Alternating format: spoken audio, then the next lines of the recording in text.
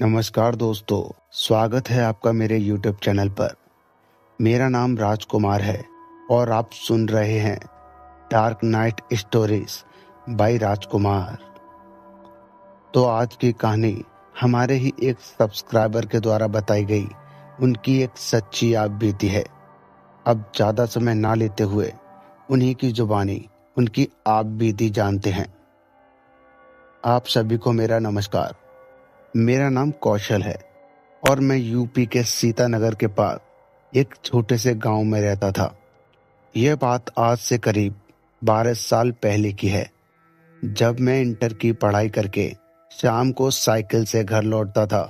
हमारे गांव के बाहर एक पुरानी पगडंडी है जो सीधा शमशान के पास से होकर निकलती है। उसी रास्ते पर एक बहुत पुराना पीपल का पेड़ है।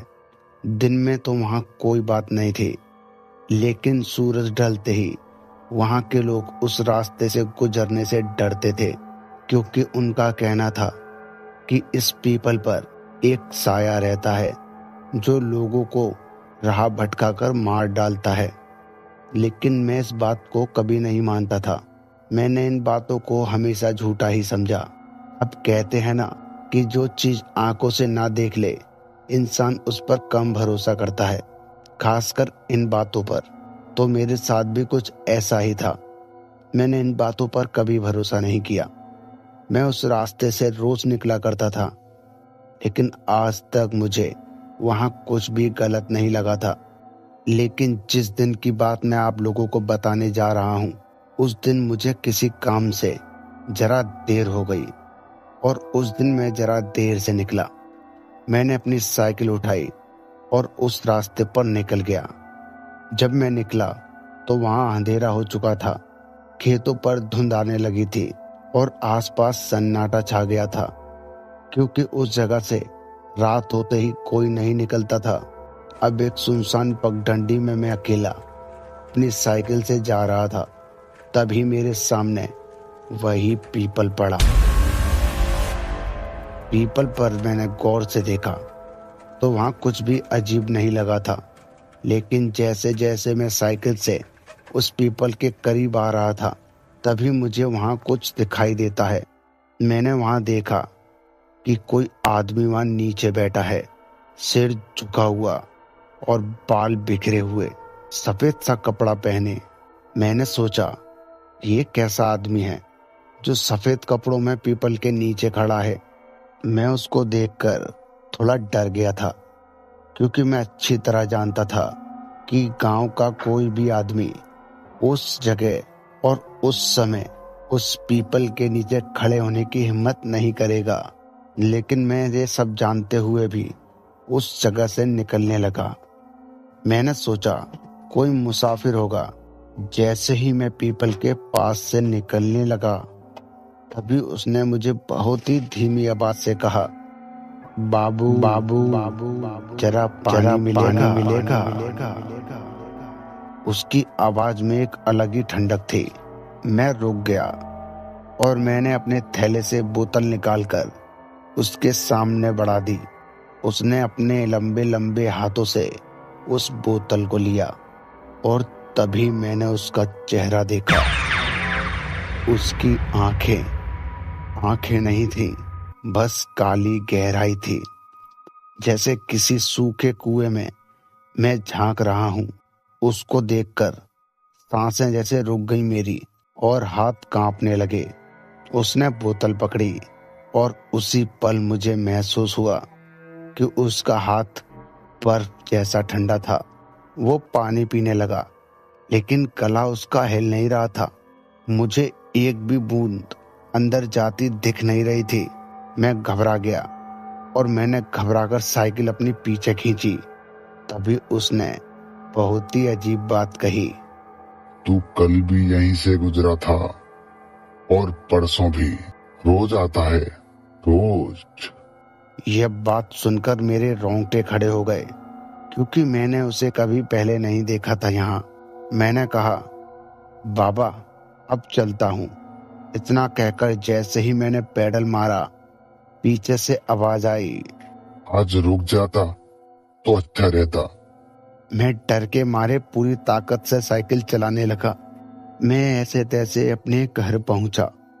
उस रात मुझे तेज बुखार चढ़ गया और उसी बुखार में मैंने देखा जो आज भी आंख बंद करते ही मुझे दिख जाता है। मैं देखता हूँ कि वही आदमी मेरे खाट के नीचे बैठा है और पीपल के पत्ते मेरे कमरे में जड़ रहे हैं। मुझे पता नहीं उस रात क्या हुआ। सुबह जब होश आया तो मैं चीख रहा था। मुझे चीखता देख गांव के कुछ लोग मेरे कमरे में आए। उनमें से कुछ गांव के बुजुर्ग भी थे। मैंने बाबा को बताया, बाबा पता नहीं मुझे क्या हुआ है।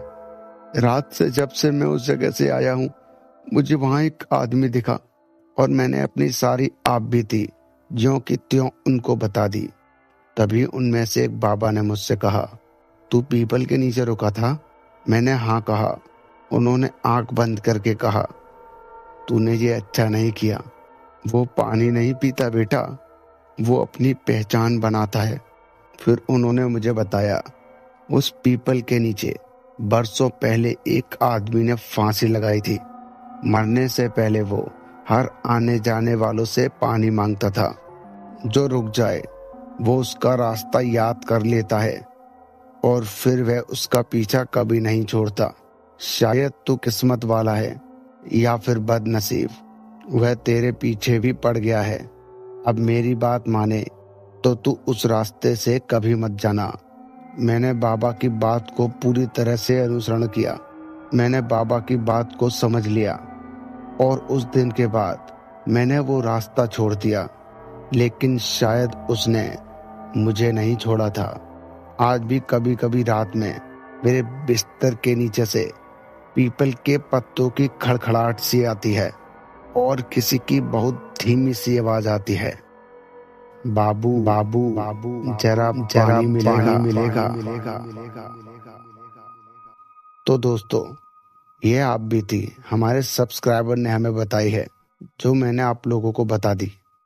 तो दोस्तों, अब ज्यादा समय ना लेते हुए चलते हैं अपने दूसरी आप बीती स्टोरी की तरफ। यह स्टोरी मुकेश की है, जो मेरे ही पड़ोस में रहते हैं और उन्होंने ही मुझे अपनी आप बीती मेरे चैनल पर सुनाने के लिए कहा था।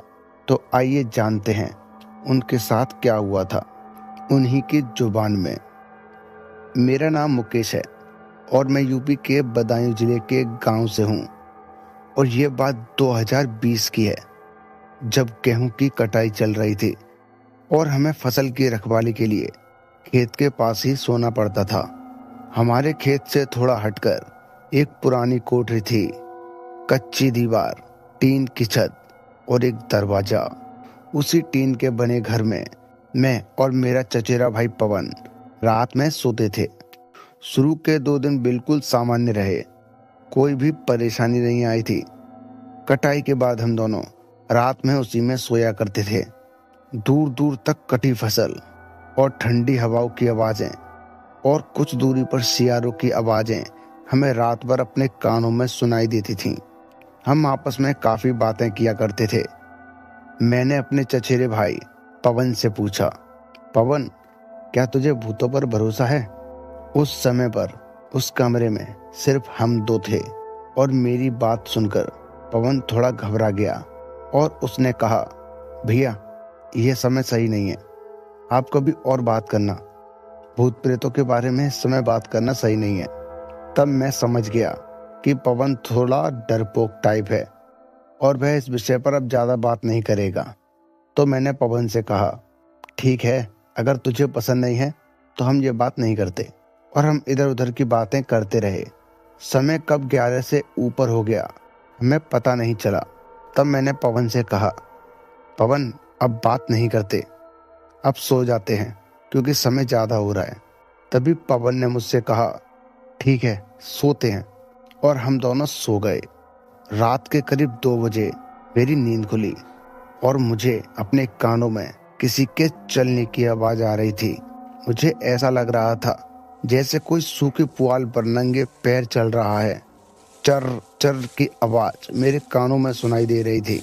मैंने सोचा पवन बाहर गया होगा, लेकिन मैंने यह भी सोचा कि वह इतना डरपोक है कि वह बिना बताए तो बाहर नहीं जाएगा, लेकिन फिर भी मैंने उसका नाम लिया, पवन। पर वहां से कोई जवाब नहीं आया। खाट बिल्कुल खाली थी, दरवाजा अंदर से बंद था। तो मैं थोड़ा चिंता में पड़ गया कि पवन गया तो गया कहाँ। फिर मेरे कानों में एक आवाज आई और वो कोठरी के बिल्कुल पीछे से आई थी। मैं थोड़ा डर गया और मैं सोचने लगा कि यह कौन है जो मुझे परेशान कर रहा है। शायद पवन ही होगा जो मुझे डराने की कोशिश कर रहा है। मुझे किसी के खांसने की हल्की आवाज आई, जैसे कोई बहुत बूढ़ा आदमी अपनी सांसें साफ कर रहा हो। मैं बैठ गया। दिल मेरा तेजी से धड़कने लगा, क्योंकि अब मैं अच्छी तरह से समझ गया था कि मुझे परेशान करने वाला पवन नहीं है, कोई और ही है। और फिर मेरे कानों के पास एक बहुत ही धीमी आवाज आई, बेटा जरा पानी मिलेगा। आवाज बिल्कुल साफ थी, बिल्कुल मेरे पास से। मैंने कांपते हुए कहा, कौन? कुछ देर तक तो शांति रही और फिर वही आवाज थोड़ी और पास मेरे कानों में सुनाई दी, मैं यही हूँ, खेत में। मैंने हिम्मत करके दरवाजे की कुंडी खोली। मैंने चारों तरफ देखा। बाहर सिर्फ चांदनी फैली थी और चारों तरफ कटी फसल, धुंध और सिर्फ सन्नाटा था और कोई नहीं था। लेकिन हमारे पानी के ड्रम के पास की मिट्टी हिली हुई थी, जैसे कोई अभी अभी वहां खड़ा रहा हो। मैं सोच रहा था कि आखिरकार पवन गया तो गया कहाँ। मैंने ड्रम की तरफ कदम बढ़ाया, तभी मेरे पीछे से बिल्कुल मेरे कान के पास किसी ने बहुत धीरे से कहा, मत देख। मेरे बदन में झंझनाहट दौड़ गई। मैंने मुड़ने की हिम्मत नहीं की, बस तेजी से कोठरी में घुसा और दरवाजा बंद कर लिया। और ऐसे तैसे मैंने वह रात निकाल ली। सुबह पवन मिला। मैंने उसको बहुत डांटा और उससे पूछा कि तू रात में कहाँ चला गया था। तो उसने बताया कि वो रात में घर चला गया था क्योंकि उसकी तबीयत कुछ खराब लग रही थी। मैंने उसे कुछ नहीं बताया जो रात में मेरे साथ बीता था। अगली रात मैं बिल्कुल अकेला था। मैंने कोठरी में एक दिया जला के रखा था और बगल में खाट पर सो रहा था। करीब 1 बजे फिर वही आवाज मेरे कानों में सुनाई देती है। इस बार चलने की आवाज नहीं थी, कुछ घिसटने की आवाज थी, जैसे कोई पैर उठा के नहीं चल रहा हो, जमीन पर घिसट के चल रहा हो। फिर बहुत धीमी सी रोने की आवाज आई।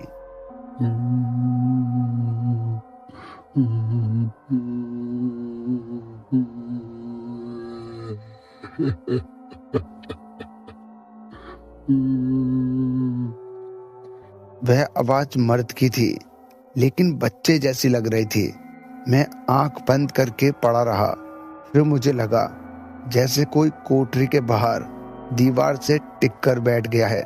टीन की छत बहुत हल्की सी दबने लगी थी, जैसे कोई ऊपर चढ़ रहा हो। मेरी तो सांसें थम गई। फिर छत पर कुछ गिरने की आवाज आई, ठप की आवाज के साथ किसी भारी चीज के सरकने की आवाज भी आई।